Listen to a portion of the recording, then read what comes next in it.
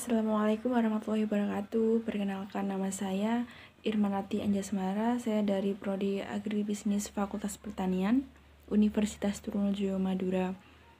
Nah, video saya kali ini saya akan membahas tentang agribisnis pangan dan non pangan mengenai komoditas jagung.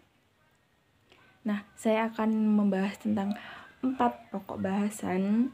Yang pertama yaitu kondisi existing. Yang kedua, peluang dan ancaman komoditas jagung setelah adanya wabah COVID-19. Yang ketiga, kebijakan pemerintah mengenai komoditas jagung. Dan yang terakhir yaitu pendapat pribadi mengenai komoditas jagung setelah adanya COVID-19 ini. Simak terus video saya, jangan lupa like, komen, dan subscribe. Nah, penjelasannya yaitu agribisnis pangan dan non-pangan di komoditas jagung. Pembahasannya yaitu ada kondisi existing, peluang dan ancaman, kebijakan pemerintah, dan pendapat pribadi mengenai isu strategi pemerintah adanya COVID-19 ini terhadap komoditas jagung. Nah, yang pertama yaitu kondisi existing yang diliput oleh agrofarm.co.id. Di tengah pandemi COVID-19 ini, masyarakat Indonesia tetap melakukan penanaman atau produktivitas di komoditas pangan seperti jagung. Nah, di tengah pandemi COVID-19 ini tidak menghalangi masyarakat Indonesia khususnya para petani untuk tetap melakukan panen raya.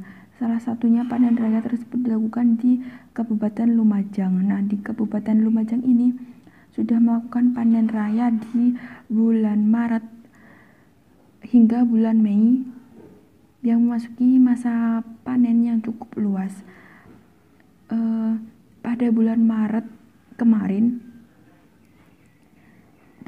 pemanenan komoditas jagung di Kabupaten Lumajang mencapai 2.400 hektar. Nah, di bulan April dan juga bulan Mei diperkirakan pada bulan April itu 2.200 hektar dan juga di bulan Mei diperkirakan sekitar 1.400 hektar. Nah, untuk harga jagung pipilan kering sendiri itu sangat membuat petani sangat senang. Mengapa? Karena harga jagung pipilan kering ini mencapai Rp4.300 sampai Rp5.000 per kilogramnya. Nah, itu sangat menggembirakan untuk para petani karena harga sesuai dengan apa yang telah dilakukannya pada masa penanaman, pengairan, perawatan, dan sebagainya. Nah, yang selanjutnya yaitu peluang dan ancaman komoditas jagung setelah adanya wabah COVID-19. Untuk peluang yang pertama yaitu petani milenial. Nah, mengapa dikatakan petani milenial? Karena petani di tengah pandemi COVID-19 ini memanfaatkan media online untuk memasarkan produknya atau komoditas jagung yang telah dipanen oleh para petani. Nah, para petani ini memanfaatkan media online yaitu media WhatsApp untuk membuat semacam open order untuk komoditas jagung. Jadi petani menggunakan media WhatsApp untuk menerima pesanan komoditas jagung dari masyarakat setempat, sehingga petani mengantarkan komoditas jagung tersebut kepada masyarakat yang telah memesan. Nah, itu salah satu peluang setelah adanya wabah COVID-19 ini untuk komoditas jagung. Yang kedua yaitu untuk meningkatkan produktivitas dan kualitas. Nah, di tengah pandemi COVID-19 ini pemerintah melakukan penyuluhan dan juga pendidikan untuk para petani, sehingga para petani bisa bercermin di mana kurangnya cara penanaman atau perawatan untuk komoditas pangan terutama jagung, sehingga para petani bisa meningkatkan kualitas dan juga produktivitasnya setelah menerima ilmu dari para penyuluh tersebut. Yang selanjutnya yaitu meningkatkan kesejahteraan para petani. Nah, di tengah pandemi COVID-19 ini, komoditas jagung bisa mensejahterakan para petani. Mengapa? Karena para petani dihimbau untuk tetap memproduksi atau menanam komoditas pangan, contohnya jagung, untuk bisa menjadi stok pangan dalam negeri. Karena para petani di sini di tengah pandemi COVID-19 ini tetap dihimbau untuk memproduksi atau tetap memanen komoditas pangan, contohnya komoditas jagung.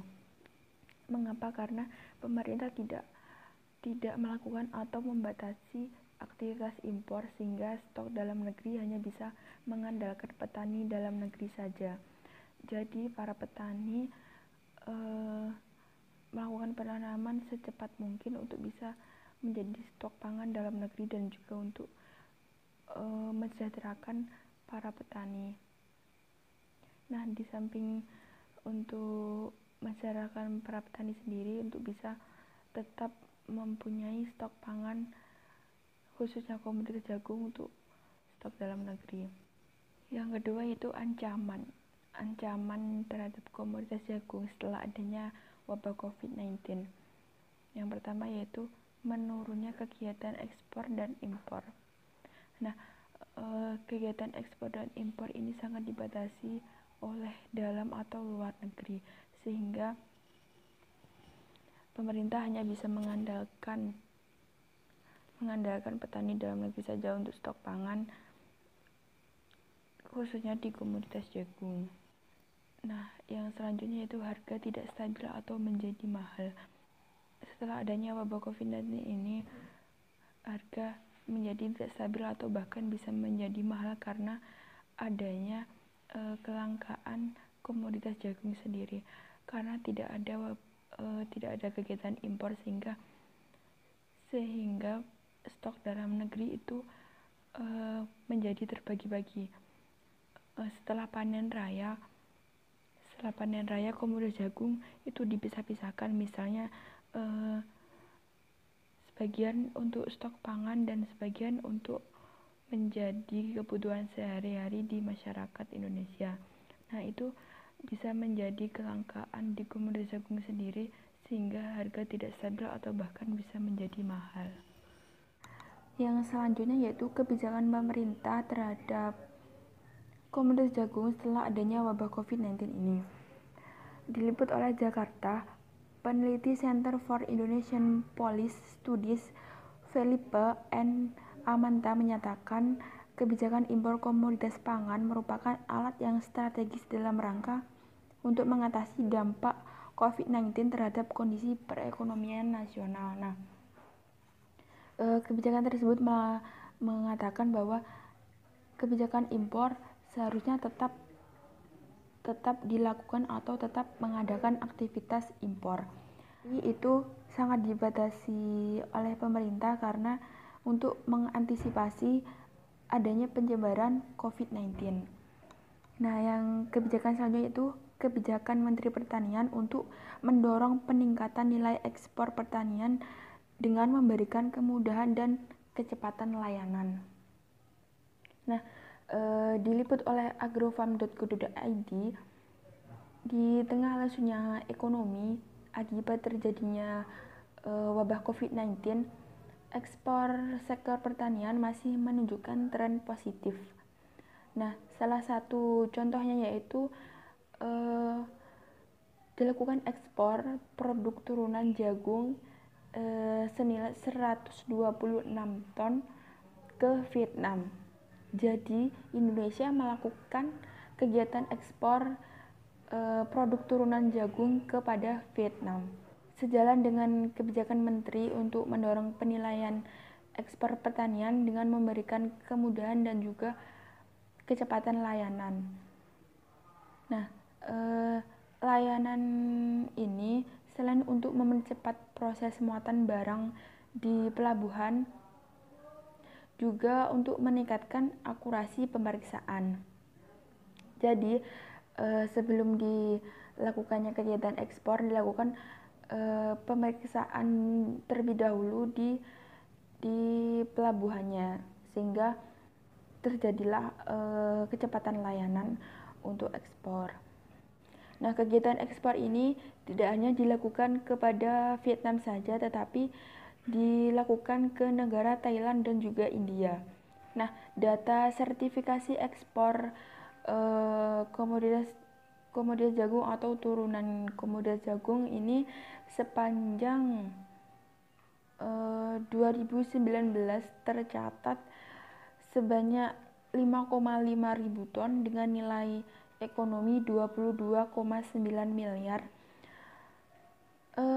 Namun pada saat ini wabah COVID-19 ini sedikit menurunkan volume ekspor di komoditas jagung atau di komoditas turunan jagung tersebut.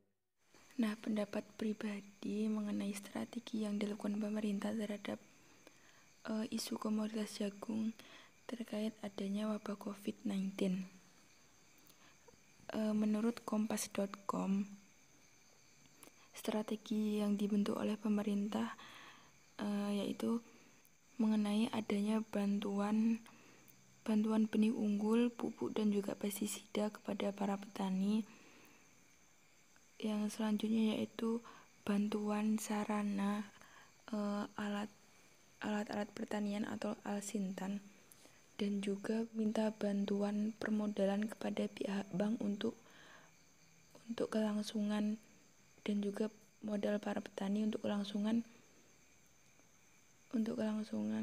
penanaman komoditas pangan, terutama komoditas jagung. Nah, itu tadi mengenai strategi yang dilakukan pemerintah. Nah, menurut saya pribadi, seharusnya strategi tersebut diberikan kepada para petani, khususnya para petani pangan komoditas jagung, tidak hanya di tengah wabah COVID-19 ini. Seharusnya bantuan-bantuan tersebut diberikan untuk penanaman komoditas pangan untuk selanjutnya atau yang sebelum-sebelumnya. Itu bisa menjadi salah satu cara untuk bisa memenuhi stok pangan dalam negeri sendiri, sehingga untuk meminimalisir aktivitas impor dari negara lain. Nah, dan juga bisa memajukan petani Indonesia sendiri untuk lebih baik lagi dalam penanaman, dan juga bisa memajukan kualitas atau produktivitas untuk komoditas pangan yang akan ditanam oleh para petani. Terima kasih sudah menyaksikan video saya. Video ini saya buat untuk memenuhi ujian tengah semester pada matkul APNP atau Agribisnis Pangan dan Non-Pangan. Terima kasih teman-teman sudah menonton. Semoga video ini bermanfaat. Wassalamualaikum warahmatullahi wabarakatuh.